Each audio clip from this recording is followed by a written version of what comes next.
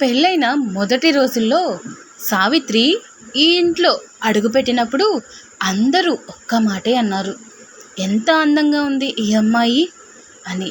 ఆమె నవ్వితే గోడలకే వెలుగు పడ్డట్టుండేది. జడలో మల్లెపూలు, కళ్ళల్లో వెలుగు, మాటల్లో మాధుర్యం. రమేష్ కూడా ఆమెను చూసి గర్వపడేవాడు. బయట ఎక్కడికైనా తీసుకువెళ్తే తన భార్యనే అందరూ చూస్తున్నారని ఆనందపడేవాడు.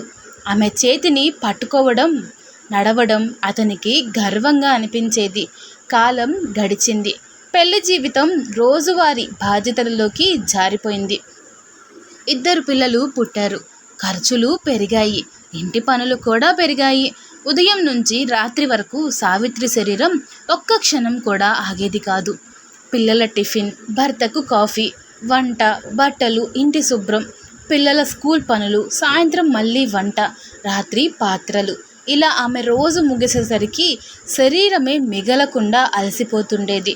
ఒకప్పుడు అద్దం ముందు నిలబడి జడ సర్దుకునే అమ్మాయి ఇప్పుడు అద్దం దగ్గరకు వెళ్ళటానికి కూడా టైం లేకపోయింది. ఒకప్పుడు తనకు నచ్చిన చీరలు ఎంచుకునే అమ్మాయి ఇప్పుడు చేతికి దొరికిన చీర కట్టుకొని పనిలో పడేది. ఒకప్పుడు తన ముఖానికి క్రీమ్ వేసుకునే ఆ అమ్మాయి ఇప్పుడు చెమట తుడుచుకోవడానికే సమయం దొరికేది కాదు. కానీ ఆమెకు బాధ ఉండేది కాదు. ఎందుకంటే ఈ కుటుంబమే తన అందం అని భావించింది. రమేష్ మాత్రం మెల్లగా మారిపోయాడు. ఆఫీస్లో కొత్తగా చేరిన నేహ ఎప్పుడూ చక్కగా రెడీ అవుతూ ఉండేది. నవ్వుతూ మాట్లాడేది. బయట మెరిసే రూపం, స్మార్ట్ మాటలు, స్టైల్ అన్నీ అతనికి కొత్తగా అనిపించాయి. ఇంటికి వచ్చేసరికి చెమటతో అలసిపోయిన భార్య, ఆఫీస్లో మాత్రం మెరుస్తూ కనిపించే అమ్మాయి. ఈ తేడా అతని మనసులో తప్పు భావాలను నింపింది. ఇంటికి ఆలస్యంగా రావడం మొదలుపెట్టాడు. ఫోన్కు పాస్వర్డ్ పెట్టాడు. భార్య మాట్లాడితే విసుగ్గా జవాబిచ్చేవాడు. పిల్లల ముందే కోపంగా మాట్లాడేవాడు. సావిత్రి ఎన్నిసార్లు అడిగినా ఆఫీస్ టెన్షన్ అని తప్పించుకునేవాడు. కానీ భార్య గుండెకు నిజం ముందే తెలుస్తుంది కదా. ఆమెకు అతను దూరం అవుతున్నాడని అర్థమైంది. ఒకరోజు సాయంత్రం భోజనం పెట్టడానికి సావిత్రి పిలిచింది. రమేష్ ఫోన్లో నవ్వుకుంటూ ఉండిపోయాడు. 3 సార్లు పిలిచాక కోపంగా వచ్చి కూర్చున్నాడు.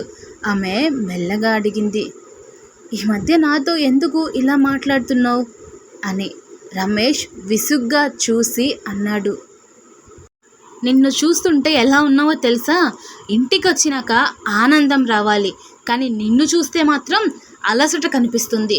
నీ రూపం చూసుకున్నావా ఎప్పుడైనా అని అన్నాడు. ఆ మాట విన్న క్షణం సావిత్రి చేతిలో ఉన్న గిన్నె జారిపోయింది, నేలపై పగిలిపోయింది.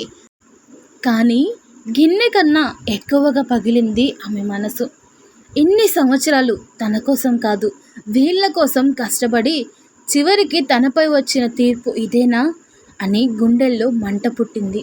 ఆ రాత్రి అందరూ నిద్రపోయాక ఆమె అద్దం ముందు నిలబడి చాలాసేపు చూసుకుంది. కళ్ళ కింద నలుపు కనిపించింది. చేతులపై మంటల మచ్చలు కనిపించాయి. జుట్టులో తెల్ల వెంట్రుకలు కనిపించాయి. ముఖంపై అలసట కనిపించింది. కానీ ఒక విషయం మాత్రం కనిపించలేదు, ఓటమి. ఆమె తనలో తానే అనుకుంది, నేను అందం కోల్పోలేదు, నేను నన్నే మర్చిపోయాను అంతే అని అనుకుంది. మరుసటి రోజు నుంచి సావిత్రి జీవితం మారిపోయింది. ఇంటి పనులు అలాగే చేసింది, పిల్లల్ని అలాగే చూసుకుంది. కానీ తన కోసం కూడా సమయం పెట్టడం మొదలుపెట్టింది. ఉదయం కొంచెం ముందే లేచి నడక మొదలుపెట్టింది. తినే ఆహారంలో జాగ్రత్త పెట్టుకుంది. జుట్టు సర్దుకుంది. తనకు నచ్చిన చీరలు మళ్ళీ కట్టుకుంది. ముఖంలో చిన్న బొట్టు పెట్టుకుంది. ముఖ్యంగా తన మనసులో మళ్ళీ గౌరవం పెట్టుకుంది. కొన్ని వారాల్లో ఆమె రూపం మాత్రమే కాదు, ఆత్మవిశ్వాసం కూడా మారిపోయింది. ఇప్పుడు ఆమె నవ్వితే మళ్ళీ ఇంట్లో వెలుగు పడ్డట్టుండేది. పిల్లలతో నవ్వుతూ మాట్లాడేది. ఒంటరిగా బాధపడే సావిత్రి ఇప్పుడు తన విలువ తెలిసిన సావిత్రిగా మారిపోయింది. రమేష్ గమనించాడు.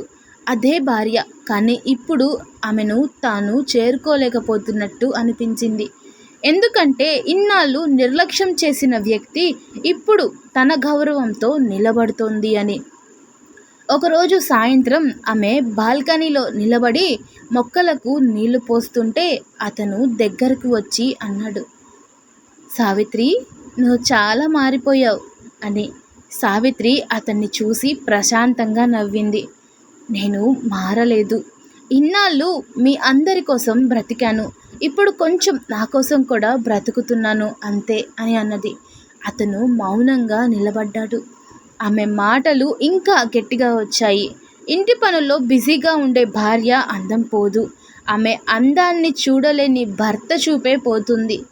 బయట రెడీగా కనిపించే అమ్మాయిని చూసి ఆకర్షితుడు కావడం సులువు. కానీ ఇంట్లో నీకోసం అలసిపోయే అమ్మాయిలో ప్రేమను చూడడానికి మనసు కావాలి అని అన్నది. ఆ మాటలు రమేష్ గుండెల్లో బలంగా తాకాయి. మొదటిసారి అతను నిజంగా తన భార్య చేతులను చూశాడు. అవి గాయాలతో ఉన్నాయి. కాళ్ళను చూశాడు. అవి అలసటతో ఉన్నాయి. కళ్ళను చూశాడు. అవి ఎన్నో రాత్రుల మౌనాన్ని మోస్తున్నాయి. అతను మెల్లగా ఆమె ఎదుట కూర్చొని అన్నాడు, క్షమించు సావిత్రి, నేను బయట మెరుపుని చూసి ఇంట్లో వెలుగుని మర్చిపోయాను అని అన్నాడు. సావిత్రి కళ్ళల్లో నీళ్ళొచ్చాయి. కానీ అవి ఈసారి బాధ కన్నీళ్ళు కాదు, తన విలువను తిరిగి తెచ్చుకున్న ఆడమనిషి కన్నీళ్ళు. ఆమె చివరిగా ఒక్క మాట మాత్రమే చెప్పింది, భార్యను అందంగా ఉంచేది క్రీమ్ కాదు, గౌరవం. భర్త ప్రేమగా చూస్తే అలసిపోయిన మొహం కూడా చంద్రుడిలా కనిపిస్తుంది. ఆడది తలుచుకుంటే అందంగా కనిపించడం చాలా సులువు. ఒక చీర కట్టుకుంటే అందంగా కనిపిస్తుంది. జుట్టులో పూలు పెట్టుకుంటే మరింత అందంగా కనిపిస్తుంది. ముఖంపై చిన్న నవ్వు ఉంటే ప్రపంచమే ఆమెను చూస్తుంది. కానీ అదే ఆడది పెళ్ళైన రోజు నుంచి తన అందం కోసం కాదు, ఇంటి బాధ్యతల కోసం బ్రతకడం మొదలు పెడుతుంది. భర్త కోసం ఉదయాన్నే లేస్తుంది. పిల్లల కోసం నిద్ర మర్చిపోతుంది. ఇంటి కోసం తన శరీరాన్ని అలసటకు అప్పగిస్తుంది. అందరి అవసరాలు తీర్చేలోపు తన అవసరాలన్నీ చివరికి పడేస్తుంది. ఒకప్పుడు గంటల తరబడి అద్దం ముందు నిలబడ్డ ఆ అమ్మాయి ఇప్పుడు అద్దం చూసుకునే 5 నిమిషాలు కూడా దొరకవు. ఒకప్పుడు తన కోసం చీరలు ఎంచుకునే ఆ అమ్మాయి ఇప్పుడు పిల్లల ఫీజులు, ఇంటి ఖర్చులు, భర్త అవసరాలు ముందుగా చూస్తుంది. ఒకప్పుడు తన నవ్వు కోసం బ్రతికిన అదే అమ్మాయి ఇప్పుడు ఇంట్లో అందరూ నవ్వాలని తన కన్నీళ్లు దాచుకుంటుంది. ఇలా బాధ్యతలు పెరిగే కొద్దీ ఆమె అందం పోతుందని కాదు, ఆమె అందం త్యాగంగా మారిపోతుంది. గుర్తుపెట్టుకో మగాడా, నీ భార్య మొహంలో వెలుగు తగ్గిందంటే ఆమె అందం తగ్గిందని కాదు, నీ కుటుంబం కోసం తన వెలుగును ఖర్చు చేసిందని అర్థం. ఆమె చేతులు గట్టిపడ్డాయంటే అందం పోయిందని కాదు, నీ ఇంటిని నిలబెట్టడానికి ఎన్నో పనులు చేసిందని అర్థం. ఆమె కళ్ళ కింద నలుపు వచ్చిందంటే వయసు వచ్చిందని కాదు, పిల్లల కోసం నిద్రలేని రాత్రులు గడిపిందని గుర్తు. ఆమె జుట్టు చిక్కులైందంటే నిర్లక్ష్యం కాదు, అందరి జీవితాలు సర్దుకుంటూ తను జడ సర్దుకోవడం మర్చిపోయిందని నిజం. బయట మెరిసే ముఖాల్లో అందం కనిపించడం చాలా సులువు. ఎందుకంటే వాళ్ళు నీ బాధ్యతలు మోసి అలసిపోలేదు. కానీ ఇంట్లో నీ కోసం చెమటోడ్చి, నీ పిల్లల కోసం త్యాగం చేసి నీ ఇల్లు నిలబెట్టిన ఆడదానిలో అందం కనిపించకపోతే సమస్య ఆమె రూపంలో కాదు, ఖచ్చితంగా నీ చూపులోనే ఉంది.